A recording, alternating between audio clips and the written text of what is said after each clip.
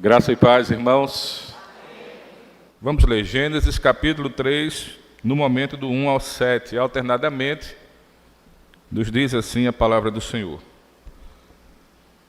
A serpente, mais sagaz que todos os animais selváticos que o Senhor Deus tinha feito, disse à mulher: é assim que Deus disse: não comereis de toda a árvore do jardim?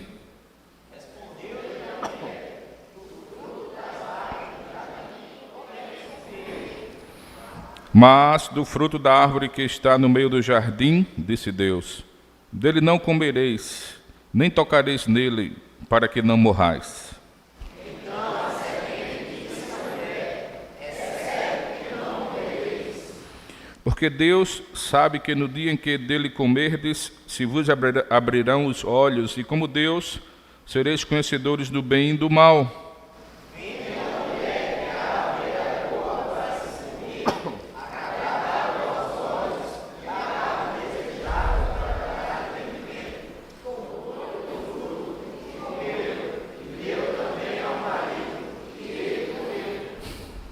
Vamos ler juntos o 7. Abriram-se então os olhos de ambos, e percebendo que estavam nus, cozeram folhas de figueira e fizeram cintas para si. Pai amado, Deus bendito, nós te agradecemos pela porção da tua palavra que lemos, e entendendo nós que não temos capacidade por nós mesmos de compreendê-la, rogamos a assistência, a ação do Teu Santo Espírito, iluminando o nosso entendimento, iluminando os olhos dos nossos corações, para que possamos contemplar as maravilhas da Tua lei. Venha, ó Deus, falar aos nossos corações. Leva os nossos pensamentos cativos a Ti nesta hora, Senhor. Fala conosco, fala com cada família aqui presente e ou representada, Senhor. Fala com cada marido, com cada esposa, com cada filho e filha, com cada mãe e pai, fala com cada avô e avó, neto e neta, fala a cada coração, Senhor, conforme o Teu querer e a Tua vontade, à luz da Tua santa palavra. É assim que nós te pedimos, já te agradecendo, em nome do Senhor Jesus. Amém. Meus irmãos, quando estudamos a palavra de Deus, nós podemos afirmar que é premissa básica da palavra de Deus afirmarmos que não existe nenhum ser humano perfeito. Ou seja, após a queda, não existe nenhum ser humano perfeito, claro, exceto a pessoa do Senhor Jesus Cristo. Então é importante entendermos essa premissa básica da palavra de Deus. Não existe nenhum ser humano perfeito.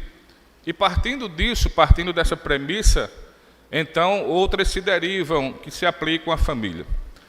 Se não existe nenhum ser humano perfeito, então não existe aquele príncipe encantado que a jovem solteira tanto sonha com ele. Se não existe nenhum ser humano perfeito, então também não existe aquela princesa encantada que o jovem solteiro tanto sonha com ela. E sonha em um dia poder conhecê-la e casar-se com ela. Se não existe nenhum ser humano perfeito, então também não existe esposo perfeito e esposa perfeita. Se também é assim, então não existe casamento perfeito. E se ainda também não é assim, então podemos também dizer que não existe família perfeita. A pergunta que podemos fazer agora é: mas onde foi que tudo isso começou? E por que é assim? O livro de Gênesis é o livro do começo, das origens de todas as coisas, escrito por Moisés, no tempo em que o povo de Israel, libertado do Egito, peregrinava pelo deserto rumo à terra prometida. Naquele hiato de tempo entre a libertação e a chegada à terra prometida, Deus usou Moisés, dentre outras coisas, para escrever a palavra de Deus. Sabemos e conhecemos escrever o Pentateuco, e pelo menos um salmo, Moisés também escreveu. E ao escrever o Pentateuco, e nele o livro de Gênesis, Moisés escreve sobre a origem de muitas coisas, para que aquele povo, naquela geração, conhecesse a origem, na verdade, de todas as coisas, a origem do mundo, e conhecessem isso a partir daquilo que Deus falaria e falava a partir de Moisés ao seu povo. Então, no livro de Gênesis, do capítulo 1 ao 11, vai falar da origem de muitas coisas, como nós sabemos. E a partir do capítulo 12 vai falar sobre a origem do povo de Deus, daquele povo que estava peregrinando no deserto. Aquele povo precisaria entender, saber e compreender em maiores detalhes qual era a sua origem. A origem do povo de Deus está em Abraão, daquele povo estava em Abraão. E a partir do capítulo 12, então, tem a história de Abraão, dos patriarcas e etc. E dentro dessas duas divisões do livro, nós encontramos, ainda na primeira parte, na narrativa da origem de todas as coisas, da criação e de muitas outras coisas, está contido aqui, no capítulo em que lemos, a origem do pecado na vida do ser humano. O texto que nós lemos, ou o trecho que lemos, ele fala sobre a queda. Esse capítulo 3, vai nos fala sobre a queda do ser humano. E quando nós lemos na Bíblia essa história, a gente pode então entender, compreender onde está a origem dos conflitos dos lares. Se não existe família perfeita, se não existe esposo e esposa perfeitos, se não existe casamento perfeito, se não existe filhos perfeitos, com certeza os conflitos irão aparecer num ou outro momento. Os conflitos nos relacionamentos interpessoais dentro de casa, não é verdade? E esse texto aqui vai nos mostrar a origem dos conflitos no lar. Você pensa que é somente no seu lar, somente na sua família, somente no seu casamento que existem conflitos?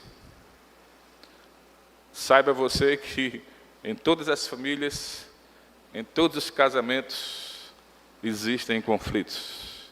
E isso é antigo. É desde aquele momento em que o homem caiu, em que o homem pecou.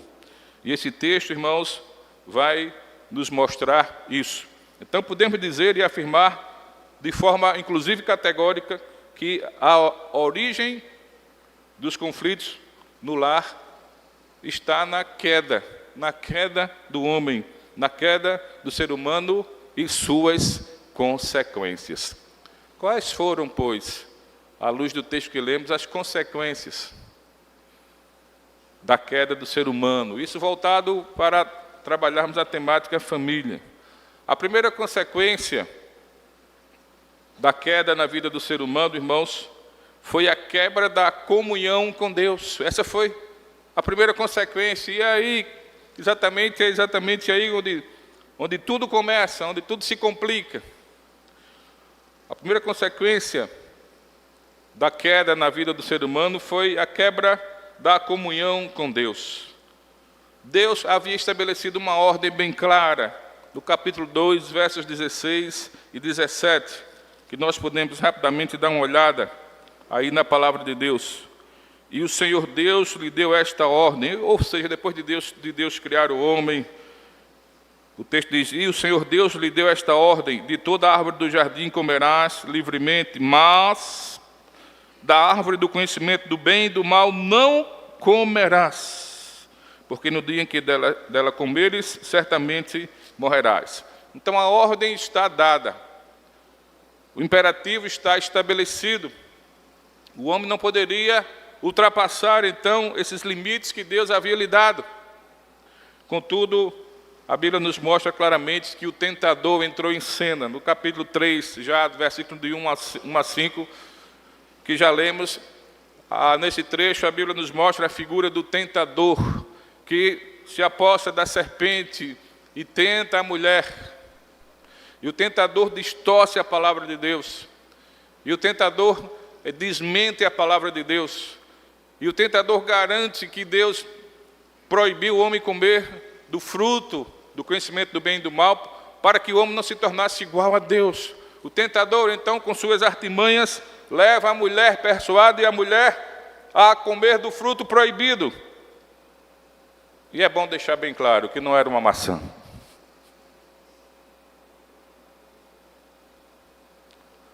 Então, vemos isso do versículo 1 ao 5. Mas no versículo 6, do capítulo que lemos, ali está o registro da transgressão em si. No verso 6, que inclusive já lemos, vendo a mulher que a árvore era boa para se comer, agradável aos olhos e árvore desejável para dar entendimento, tomou-lhe do fruto e comeu, e deu também ao marido, e ele comeu. A ideia implícita no texto aqui é que Adão estava acompanhando tudo aquilo, ele estava presente. Então, ali aconteceu, o registro está aqui, o homem transgrediu a palavra de Deus, o homem transgrediu aquilo que Deus estabeleceu como lei, não coma daquele fruto, e Deus já havia também estabelecido a sentença, porque no dia que você comer, você vai morrer, se comeres, morrerás. Então, temos essa ordem na sequência do texto. Desde o capítulo 2, Deus realmente estabelece uma ordem. No capítulo 3, vem a tentação. Depois, no verso 6, vem a transgressão em si. E depois vem a consequência, irmãos, disso. A consequência é que o homem, ele perde sua comunhão com Deus. Na sequência do texto, ainda no capítulo 3, o texto nos mostra que Deus vai procurar o homem, já depois do homem ter pecado, caído. E quando Deus vai procurar o homem foge de Deus. Então nós podemos perceber, como consequência dessa quebra de comunhão com Deus, no coração do homem, na natureza humana, nós podemos perceber a culpa, a vergonha, o medo e a alienação. Culpa, vergonha, medo e alienação, ou culpa na sequência, vergonha, fuga, alienação e medo. Olhemos para o versículo 7, então, que nos diz assim: abriram-se então os olhos de ambos, e percebendo que estavam nus, coseram folhas de figueira e fizeram cintas para si. Os olhos deles foram abertos, não para conhecer tudo aquilo que Deus conhecia, mas foram abertos para entender e discernir o pecado na vida deles. E eles, com certeza, o sentimento de culpa veio logo à tona. Também a vergonha, eles escolheram logo as folhas para se vestir, fazer tipo uma vestimenta. A culpa, a vergonha, também a fuga. Versículo 8, quando ouviram a voz do Senhor Deus, que andava no jardim pela viração do dia, esconderam-se da presença do Senhor Deus, o homem e sua mulher, por entre as árvores do jardim. Então eles fugiram, ou tentaram fugir da presença de Deus. Eles que antes gozavam de íntima comunhão com Deus, agora, ao ouvirem a voz de Deus, no lugar de eles serem atraídos por aquela voz e buscarem o Senhor, eles tomam o caminho oposto, eles tentam fugir da presença do Senhor. O sentimento de culpa, a vergonha, o medo. No versículo 10, irmãos, diz, 9 e 10, e chamou o Senhor Deus ao homem e lhe perguntou: onde estás? Ele respondeu: ouvi a tua voz no jardim, e porque estava nu, tive medo e me escondi. Então tudo isso está, meus irmãos, presente, ou passou a estar presente agora no coração do ser humano, na natureza humana. A culpa, a vergonha, a fuga, a alienação, viver longe agora, ou tentar viver longe da presença de Deus, o medo de estar na presença de Deus, por conta da culpa. Tudo isso é uma consequência, ou foi a consequência direta do pecado, consequência direta da queda. A palavra de Deus nos diz de forma muito clara que os nossos pecados fazem separação entre nós e Deus. Nós já sabemos disso. Então precisamos compreender e entender, para fechar esse ponto, que quando Deus criou o homem e a mulher e os uniu, o pecado ainda não havia adentrado a existência da raça humana. Portanto, naquele momento, ali no Éden, o homem e a mulher ainda desfrutaram de um momento, algum hiato de tempo, que a Bíblia não fala quanto tempo foi, entre a criação do homem, entre o casamento do homem e da mulher e a queda. Mas, por algum hiato de tempo, o homem e a mulher desfrutou de um relacionamento perfeito, de um casamento perfeito, de uma família perfeita. E louvado seja o nome do Senhor. Essa família perfeita estava, acima de tudo, na presença do Deus da glória, desfrutando da suprema presença de Deus, desfrutando de uma comunhão íntima com Deus, num estado totalmente de perfeição. Naquele momento, sim, era a família perfeita, era o casamento perfeito, era o príncipe encantado, era a princesa encantada, entre aspas. Tudo estava certo. Temos que ter isso em mente, para poder olharmos para o nosso casamento, para poder olharmos para a nossa família, para poder olharmos para os nossos filhos e entendermos que não estamos mais no paraíso. Entendermos que as consequências da queda, as consequências do pecado nos atingiram também. Adão era o representante da raça humana, representava a raça humana, o cabeça federal da raça humana. Quando ele caiu, nós também caímos, toda a raça humana caiu. Nós já sabemos disso. A Bíblia é clara nesse sentido. Então precisamos, no nosso dia a dia, na nossa prática familiar, dos nossos relacionamentos interpessoais dentro do lar, quando enfrentarmos os conflitos, quando nos depararmos com os conflitos dentro de casa, precisamos nos lembrar que não estamos mais no Éden.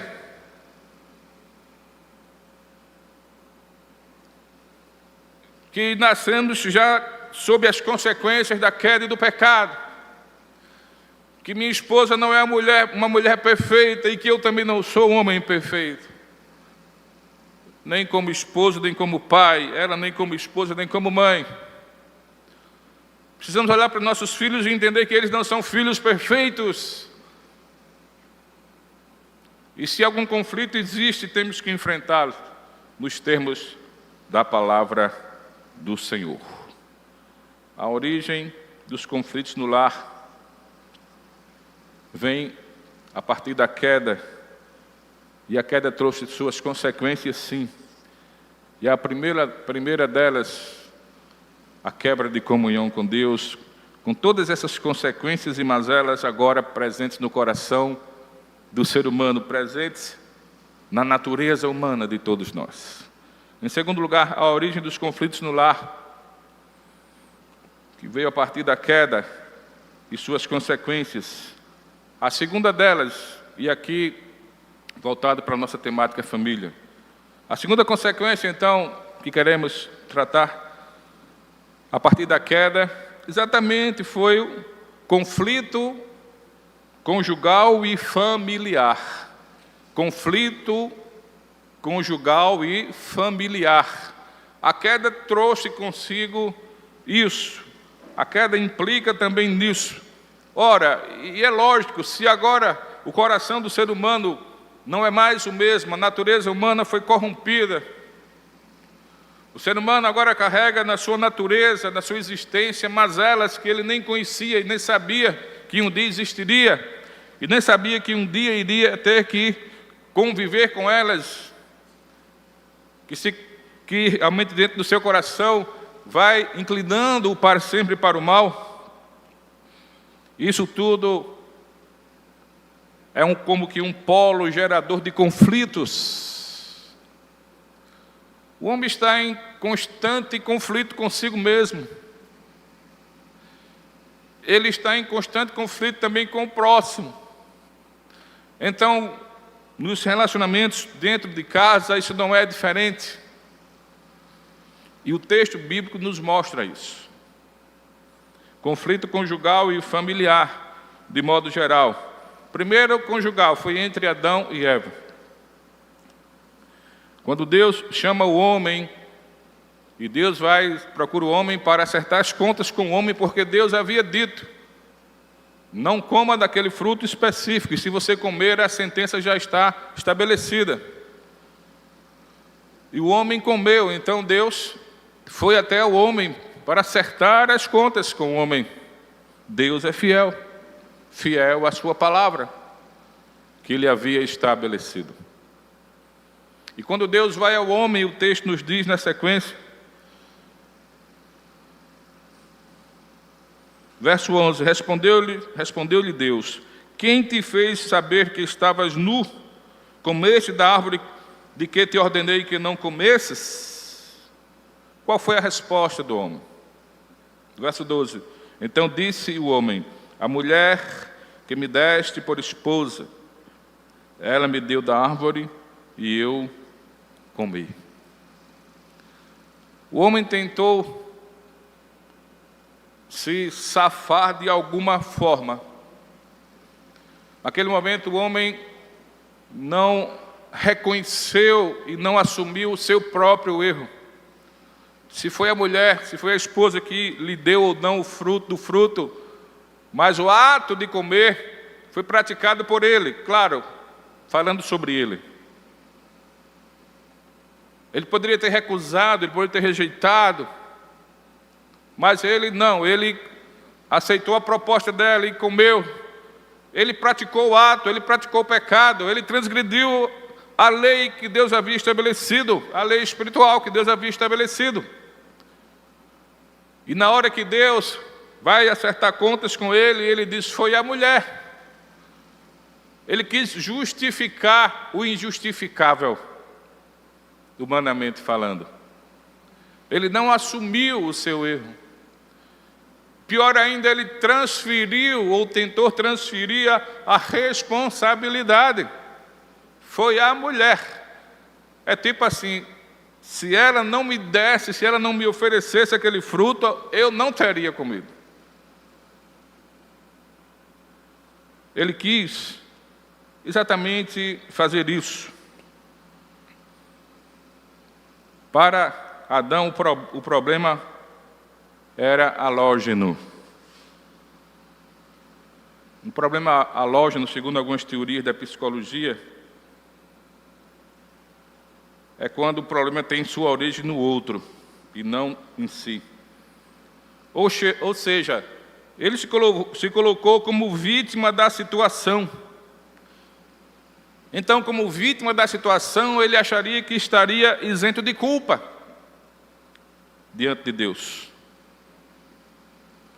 É claro que isso gerou conflito também entre ele e a esposa. Ora, a esposa está ali vendo Adão dizer que a culpa é dela, e isso diante de Deus. E há quem diga que por tabela ele culpou também a Deus, ou quis assim fazê-lo. Foi a esposa que tu me deste. É como ele quisesse afirmar assim, quem sabe: Senhor, eu estava sozinho, eu estava aí fazendo o que o Senhor ordenou, cuidando aí de toda a criação, dando nome a muitos animais, com meus conhecimentos aí de biologia e etc., estava indo bem. Aí o Senhor trouxe para mim a mulher. Olha só no que deu.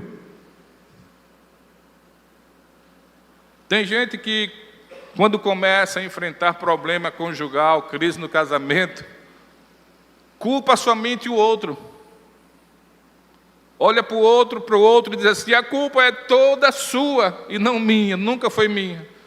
Faz a mesma coisa que Adão fez, se coloca sempre como vítima da situação. Será que é assim mesmo? E vai mais além, alguns indo mais além, querem também como que culpar a Deus. quando eu era solteiro, quando eu era solteira, eu orei ao Senhor que Ele mandasse um servo, uma verdadeira serva, um verdadeiro servo. Olha o que Ele me deu. Começa a querer também jogar a culpa em Deus. A consequência direta da queda, do pecado, gerou, é um polo gerador, se tornou um polo gerador de conflitos dentro do lar, dentro do casamento, dentro da família. Porque na sequência, no capítulo 4, e não iremos ler todo o capítulo, mas há um novo conflito, a Bíblia apresenta um novo conflito ali dentro ainda do lar, dentro da mesma família, dentro da mesma casa. E agora não é um conflito conjugal, mas é um conflito dentro da família, entre dois irmãos, onde o primogênito Caim, ele sofre de inveja, de ira, com relação a seu irmão. E isso lhe deixa irritado, e o faz mentir e trair seu irmão, incorrendo em homicídio. Havia um conflito entre eles, e é claro, conforme o texto nos diz, no capítulo 4, é mais por parte de Caim. A Bíblia nos deixa claro, irmãos, que Caim era do maligno, não que ele foi filho, como alguma teoria tão errada que existe, que a serpente coabitou com Eva e nasceu Caim. Não é nesse sentido que a Bíblia fala, não. É no sentido espiritual. Caim era filho do maligno. Mas, irmãos, entendamos que quando Eva teve Caim, ela disse assim, capítulo 4, verso 1: coabitou o homem com Eva, sua mulher, esta concebeu e deu à luz a Caim. Então está claro que Caim era filho de Eva e Adão. Adão e Eva. Esta concebeu e deu à luz a Caim. Então disse, olha só o que Eva disse: adquiri um varão com o auxílio do Senhor. É bom lembrar, irmãos, que quando isso acontece, já havia uma promessa de Deus, que vamos nos referir a ela daqui a pouco, que da semente da mulher iria nascer um que esmagaria a cabeça da serpente. Então, talvez, quando nasce o primogênito daquele casal, talvez o pai e a mãe pensassem assim: é esse. Deus disse que vai nascer um da nossa descendência que vai pisar na cabeça da serpente, que vai esmagar a cabeça da serpente. Será o herói da humanidade. Então, será que é esse? Nasceu o nosso primeiro filho, nasceu um filho. Será que é esse? E Eva diz: adquiri um varão com o auxílio do Senhor. Depois veio Abel. E a Bíblia mostra, na sequência do texto, que ambos, Abel e Caim, foram adorar a Deus, cada um sacrificar ao Senhor em culto a Deus, oferecendo seu culto a Deus, mas Deus recebeu, se agradou e recebeu o culto de Abel, mas não recebeu o culto de Caim, não se agradou de sua oferta, e a Bíblia fala por quê. E nós não sabemos como foi, mas Deus deve ter comunicado isso a Caim, que ele ficou irado. Quem sabe, pensando assim, se Deus está rejeitando a minha oferta, mas aceitou a oferta do meu irmão, então quem sabe ele é o prometido de Deus e não eu. Então ele se enche de inveja, ao ponto de matar o seu irmão. A queda como um polo gerador de conflitos não só atingiu o casal, mas agora fica claro que atingiu toda a família. Está claro na sequência do texto.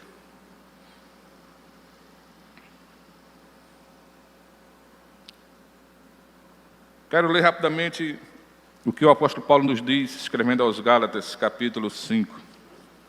Os irmãos já sabem, mas vamos repetir. Gálatas, capítulo 5.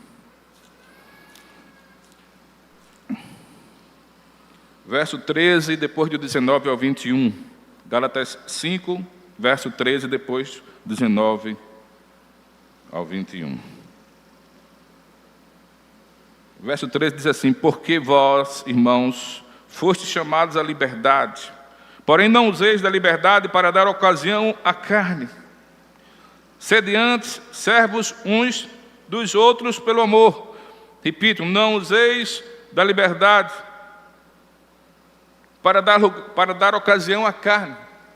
Se antes da queda a tentação veio por parte de Satanás, através da serpente, após a queda, a tentação está dentro do ser humano. Não só vem da parte de Satanás agora, mas também está dentro do ser humano. A carne, a natureza humana corrompida pelo pecado é uma fonte de tentação. E quais são então as obras dessa natureza decaída? Aqui mesmo, a partir do verso 19 a 21. Gálatas capítulo 5. Ora, as obras da carne são conhecidas e são prostituição, impureza, lascívia, idolatria, feitiçarias, inimizades, porfias, ciúmes, iras, discórdias, dissensões, facções, invejas, bebedices, glutonarias e coisas semelhantes a estas, a respeito das quais eu vos declaro, como já outrora vos preveni, que não herdarão o reino de Deus os que tais coisas praticam. Então, tudo isso, irmãos, está dentro, está contido no coração do ser humano decaído. Tudo isso está dentro do meu coração e do teu coração. Tudo isso já estava dentro dos nossos corações quando nós nos casamos. Você olhou para a sua noiva na hora do casamento e disse: é a princesa mais linda desse mundo. Quem sabe ela olhou para você também naquela hora e disse: realmente encontrei o meu príncipe encantado. Só que eu não vou usar aquele adágio popular: quem vê cara não vê coração. O seu príncipe encantado, a sua princesa encantada, por mais lindo ou linda que fosse externamente, no coração trouxe para dentro do casamento tudo isso que a palavra está dizendo aqui, como obras da carne. Talvez quando seu filho nasceu, quando sua filha nasceu, você disse: é o filho mais bonito do papai ou da mamãe. É a filhinha mais linda do vovô e da vovó. Digo, é a netinha mais linda do vovô e da vovó. Claro, é assim mesmo. Mas ele já nasceu trazendo consigo todas essas mazelas. Precisamos compreender isso, irmãos. Precisamos entender em que terreno estamos pisando dentro do nosso casamento, dentro da nossa família. Precisamos entender, à luz da Bíblia, com quem estamos lidando. Então, resumidamente falando, aconteceu tudo isso, todos esses conflitos naquela família, no casamento e na família em si. E se formos ler 2 Timóteo 3, do 1 ao 5, rapidamente, a palavra de Deus nos diz. 2 Timóteo, capítulo 3, do 1 ao 5, rapidamente. Sabe, porém, isto: nos últimos dias sobrevirão tempos difíceis. Por que dias tão difíceis? Tem gente que joga logo a culpa no maligno, como Eva fez, né? O inimigo está solto. Tanta coisa ruim acontecendo no mundo, o inimigo está solto, e joga logo a culpa. Ele tem a sua parcela, é claro. Mas olha o que a Bíblia diz. Sabe, porém, isto: nos últimos dias sobrevirão tempos difíceis, pois os homens serão o quê?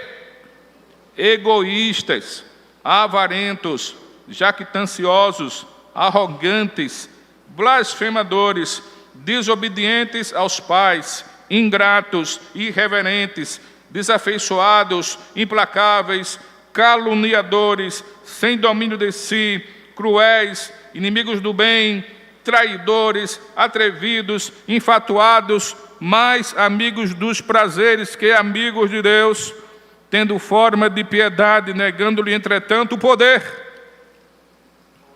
Tendo forma de piedade, tem muita gente religiosa por aí, que faz parte de muitas religiões, mas nega a verdadeira piedade, e demonstra tudo isso. E o que a Bíblia nos diz é: foge também destes. Por quê? A geração dos últimos dias será assim, classificada, terá essas características, por conta da queda, por conta da carne, por conta das obras da carne, que faz parte da natureza, ou passou a fazer parte da natureza humana. Portanto, irmãos, quando pensamos sobre a origem dos conflitos no lar, temos que remeter isso à queda, porque a queda, ela, nas suas consequências, e como consequência, o homem quebrou a sua comunhão com Deus, e como consequência também da queda, os conflitos começaram a surgir na família. Agora o homem está, ou a partir da queda, o homem está envolvido nessa teia de dificuldades, nessa teia de conflitos interpessoais. A pergunta a essa altura é: e o que fazer? O que fazer é não se envolver com as pessoas, não se misturar com as pessoas, não se relacionar com as pessoas, porque só assim você não enfrentará conflito algum. Esse é o caminho? Claro que não. Se a pessoa pensar assim, já que é desta forma, então não vou querer me casar. É coisa complicada casamento. Não, casamento não é complicado. Complicado é o ser humano. Se é assim, então não vou querer nem congregar numa igreja, porque para não me envolver com as pessoas, daqui a pouco enfrentar conflitos nos relacionamentos interpessoais dentro da igreja. Esse é o caminho. Vou viver desigrejado. Esse é o caminho. E qual é o caminho que a Bíblia aponta para solucionar isso? O caminho da solução de tudo isso, irmãos, a Bíblia também nos aponta. O caminho da solução de tudo isso está em Jesus Cristo. Está em recebermos a Cristo como nosso Senhor e Salvador. E o servirmos, sermos obedientes a Ele e a Sua santa palavra. Claro, sermos obedientes a Ele e a Sua santa palavra, tão somente assistidos pela Sua graça. Esse é o caminho da solução. Louvado seja o nome do Senhor. É o caminho que nos leva de volta ao Pai. É o caminho que nos coloca em comunhão com o Pai novamente. É o caminho que nos reconecta com Deus. Louvado seja o nome do Senhor Jesus Cristo. E o texto nos fala sobre isso. Voltando ao capítulo 3, o verso 15, já conhecemos, chamado por alguns estudiosos de o proto-evangelho, o primeiro evangelho. O evangelho de Jesus traz consigo uma palavra de salvação e, claro, também, por outro lado, uma palavra de condenação para quem não crê no evangelho. Mas está aqui, Gênesis 3, verso 15. Nesse momento aqui, Deus já está sentenciando. É interessante que Deus primeiro chama o homem para uma conversa.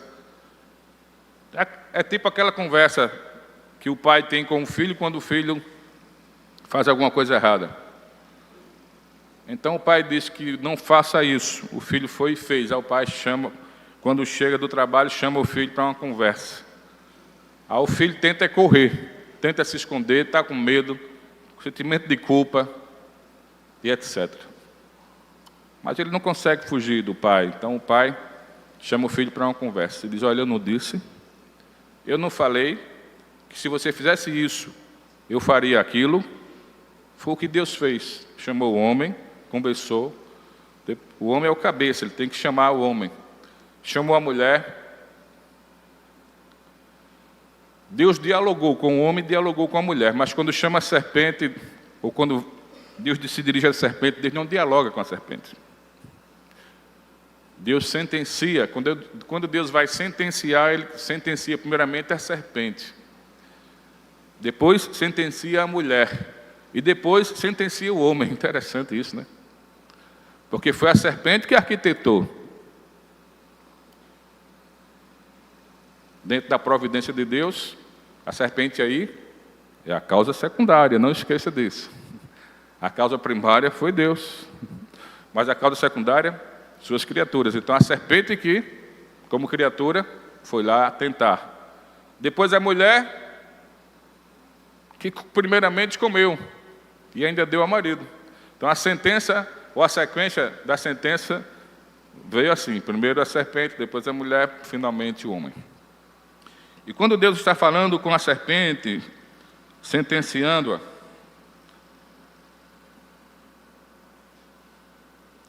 Deus fala no verso 14, mas eu quero ler o 15, quando ele diz: porém, inimizade entre ti e a mulher, entre a tua descendência e o seu descendente.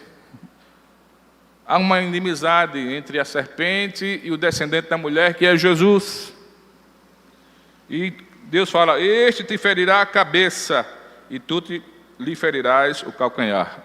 Então o descendente da mulher viria para ferir a cabeça da serpente. Claro, é o golpe fatal, mortal. Louvado seja o nome do Senhor. Bendito seja o Senhor Jesus. Mas aqui está a promessa de Deus, a promessa de restauração, de comunhão com o homem a partir do descendente da mulher, que é Cristo. A promessa de restauração, de comunhão, a promessa realmente de salvação. Louvado seja o nome do Senhor. Então aqui está apontado por Deus a solução para a quebra do relacionamento entre o homem e Deus. A solução está em Deus, a solução partiu de Deus. Deus é quem tomou a frente. O homem não tem nenhuma condição dele mesmo ser o primeiro a dar um passo em direção a Deus para a sua reconciliação com Deus. Jamais. Deus sempre na Bíblia é que tomou a iniciativa. Quando o homem pecou, ele tentou fazer o contrário, fugir da presença de Deus. E Deus foi ao encontro do homem. Isso se chama graça. Louvado seja o nome do Senhor. Favor imerecido, Deus vai atrás do homem. E lá na frente, na história humana, Deus envia o seu Filho, Jesus Cristo, para salvar o pecador. Louvado seja o nome do Senhor. Então, irmãos, a solução do pecado na vida do ser humano está em Cristo, que verteu o seu sangue lá na cruz, para que os nossos pecados fossem perdoados. Que lá na cruz, no seu sacrifício, ali Deus estava reconciliando consigo o mundo. E claro, estudando a Bíblia toda, entendemos que é o mundo dos eleitos, dos escolhidos de Deus para a salvação. Louvado e bendito seja o nome do nosso Deus. O descendente da mulher, irmãos, viria como o segundo Adão. Precisamos compreender isso, e eu quero ler rapidamente no livro de Romanos, no capítulo 5, irmãos, rapidamente. Verso 12, depois do 17 ao 21. Romanos, capítulo 5, verso 12, e depois do 17 ao 21, o apóstolo Paulo, aqui ele está ainda tratando a questão da justificação pela fé. Então eu quero ler fracionado, mas os irmãos entendem e já compreendem o assunto. Romanos 5, verso 12, e depois do 17 ao 21. 5:12 nos diz assim: portanto, assim como por um só homem entrou o pecado no mundo, e pelo pecado a morte. Quem foi esse homem que através dele o pecado entrou no mundo? Adão, cabeça federal, representante da raça humana. A partir dele o pecado entrou no mundo. E pelo pecado a morte, e assim também a morte passou a todos os homens, porque todos pecaram. Toda a raça humana caiu quando Adão caiu. Ele nos representava diante de Deus. Todos nós caímos. Quando nascemos, já nascemos em pecado. O que é que o salmista diz? Eu nasci em pecado, e em pecado me concebeu minha mãe. Já nasce sofrendo as consequências amargas da queda. Mas, irmãos, versos 17 a 21 de Romanos 5, a palavra de Deus nos diz: se pela ofensa de um e por meio de um só reinou a morte, ou seja, através de Adão, muito mais os que recebem a abundância da graça e o dom da justiça reinarão em vida por meio de um só, a saber, Jesus Cristo. Louvado seja o nome do Senhor. Pois assim como por uma só ofensa veio o juízo sobre todos os homens para condenação, assim também por um só ato de justiça veio a graça sobre todos os homens para a justificação que é da vida. Porque como pela desobediência de um só homem muitos se tornaram pecadores, assim também por meio da obediência de um só, muitos se tornarão justos. Sobreveio a lei para que avultasse a ofensa, mas onde abundou o pecado, superabundou a graça, a fim de que, como o pecado reinou pela morte, assim também reinasse a graça pela justiça para a vida eterna, mediante Jesus Cristo, nosso Senhor. Louvado seja o nome do Senhor. A solução é Jesus, o remédio é Jesus para o pecado na raça humana, para as consequências diretas da queda no coração, na natureza humana. Jesus Cristo, Ele, somente Ele que mesmo disse de forma categórica: eu sou o caminho, a verdade e a vida, e ninguém vem ao Pai senão por mim. Adão representava a raça humana, era o representante, o cabeça federal da raça humana, mas ele caiu na hora da tentação. Jesus, o descendente da mulher, veio representando não toda a raça humana, mas representando o povo do pacto, o povo da aliança, o povo de Deus, a igreja do Senhor. E como nosso representante, como nosso segundo Adão, ele não caiu, ele foi tentado em todas as coisas, porém sem pecado. Louvado seja o nome do nosso Deus.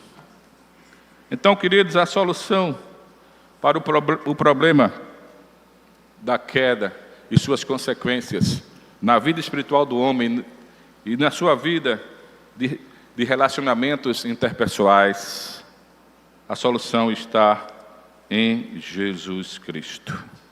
Louvado seja o nome do Senhor. Fora dele não há solução. Fora dele não tem como resolver. Fora dele você não consegue sozinho, de forma nenhuma, nem sozinho. Você pode tentar, você pode buscar livros aí de autoajuda, você pode procurar os melhores profissionais da área, enfim, você não vai conseguir fora de Cristo. Só Jesus. Só Jesus. Louvado seja o nome do Senhor. Só Jesus resolve o teu problema com Deus, a tua falta de comunhão com Deus, a quebra de comunhão com Deus. Só Jesus resolve os conflitos do teu casamento, do teu lar, da tua casa, da tua família e da sociedade em geral. Só Jesus. Louvado seja o nome do Senhor. A origem dos conflitos no lar está na queda do homem com suas consequências. E a solução apontada por Deus para isso está na bendita pessoa do Senhor Jesus. Bom, irmãos, e agora? O que precisamos fazer? Somente ouvir tudo isso não basta. O que precisamos fazer para que isso se torne uma realidade no meu lar, para que essa solução se torne uma realidade na minha casa, no meu casamento? Primeiramente, se você ainda não conhece a Cristo, se você, como pessoa, ainda não tem a Cristo como seu Senhor e Salvador, então você deve procurar receber a Cristo como seu Senhor e Salvador, para que você seja transformado por Ele e se torne uma nova criatura. Quando lemos em Romanos, texto conhecido, no capítulo 10, eu vou ler o 9 e o 10. A palavra de Deus nos diz assim: Romanos 10, 9 e 10. Se com a tua boca confessares Jesus como Senhor, e em teu coração creres que Deus o ressuscitou dentre os mortos, serás salvo. Porque com o coração se crê para a justiça, e com a boca se confessa a respeito da salvação. Para que todos esses benefícios, primeiramente, a salvação da sua alma, depois, a paz e a harmonia do seu lar, com a graça de Deus.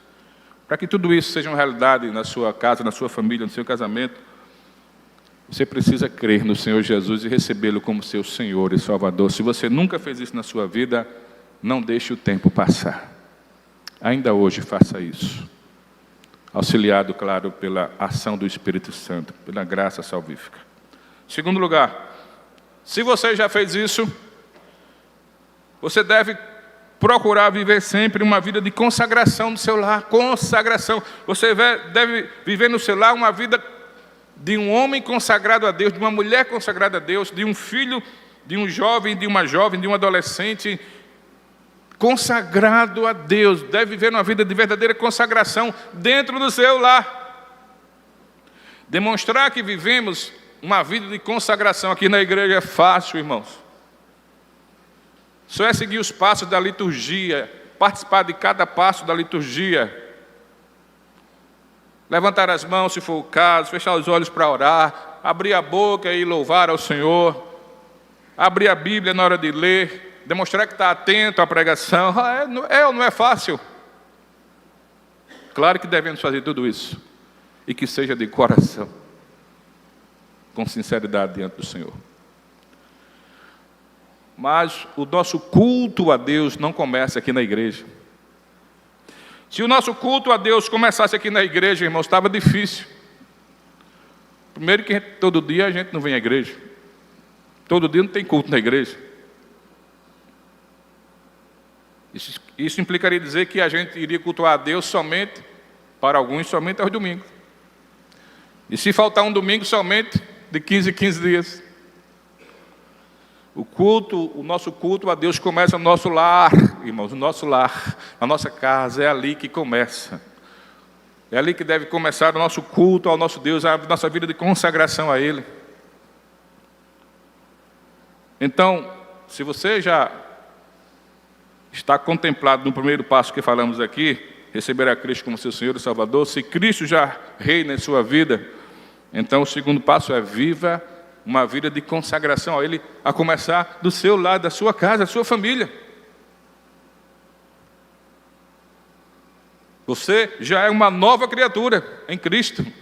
Então demonstre essa realidade lá no seu lar. Na forma como você trata a sua esposa, na forma como você trata seu esposo, na forma como você trata seus filhos, na forma como você trata seus pais, na forma como você trata seus irmãos dentro de casa. Demonstre essa verdade, essa realidade, a realidade da sua salvação em Cristo. Terceiro e último lugar, como aplicação. Então, se você já pertence a Cristo, se você vive uma vida de consagração, busca viver uma vida de consagração a Deus, então, em terceiro lugar, procure ser um pai, um esposo, uma mãe, uma esposa, um filho, uma filha, um irmão e uma irmã dentro de casa, cheio do Espírito Santo. Procure ser cheio do Espírito Santo, como a palavra de Deus nos diz em Efésios, capítulo 5, verso 18. E isso a cada dia é o desafio de todos nós, irmãos. Até porque é uma ordem de Deus, é um imperativo do Senhor. Enchei-vos do Espírito, então é uma ordem, imperativo. E pelo verbo que está ali, deve ser um ato contínuo nosso, contínuo, constantemente cheio do Espírito Santo, constantemente cheio do Espírito Santo. Não somente na igreja. Oh, glória a Deus, bem alto, está cheio do Espírito Santo. Quando chega em casa, quebra o pau com todo mundo. Para onde foi o Espírito Santo na sua vida? Procure ser cheio do Espírito Santo, conforme Efésios 5:18, e procure viver em espírito e andar em espírito. E eu quero ler, falando disso, ainda no livro de Gálatas, Epístola, capítulo 5, verso 25. Gálatas 5, verso 25. Depois do apóstolo falar sobre as obras da carne, confrontá-las com o fruto do Espírito, no verso 25 ele diz: se vivemos no Espírito, ou seja, se somos de Cristo, se nascemos de novo, se o Espírito Santo verdadeiramente habita em nós, então andemos também em Espírito. Dessa forma, irmãos, dessa forma, imagine comigo, imagine dentro de casa, para a gente ir concluindo. Imagine dentro da sua casa, dentro da minha casa, dentro da sua casa, dentro de cada lar aqui. Imagine um esposo e pai cheio do Espírito Santo. Ô glória, pode dar um glória aí, viu? É dentro de casa, ô glória. O esposo e pai cheio do Espírito Santo, o que é que ele vai fazer? Ele vai amar a esposa como Cristo amou a igreja. Amor sacrificial. Ele vai amar a esposa e demonstrar isso se sacrificando pelo bem-estar dela. E primeiramente é o bem-estar espiritual dela, e depois em todas as áreas. E da família. Ele vai ter o cuidado e o zelo e a preocupação de criar seus filhos no caminho do Senhor, na disciplina e na correção do Senhor. Ele vai ter o cuidado com isso. Ele não vai descansar enquanto não tiver realmente a certeza de que seus filhos estão sendo criados assim. É um homem cheio do Espírito Santo, como esposo, como pai. Agora imagine a esposa e mãe cheia do Espírito Santo.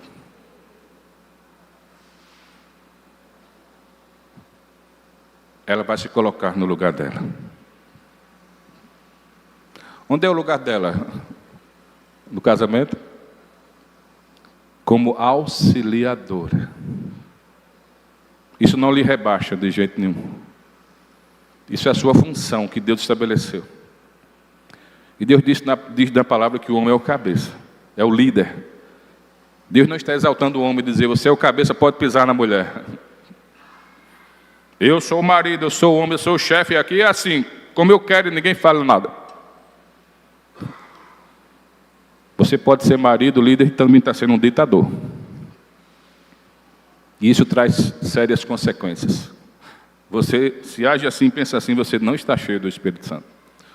Mas a mulher, como mãe, esposa, cheia do Espírito Santo, ela vai entender que o marido tem uma missão dada por Deus, de conduzir a família no caminho do Senhor.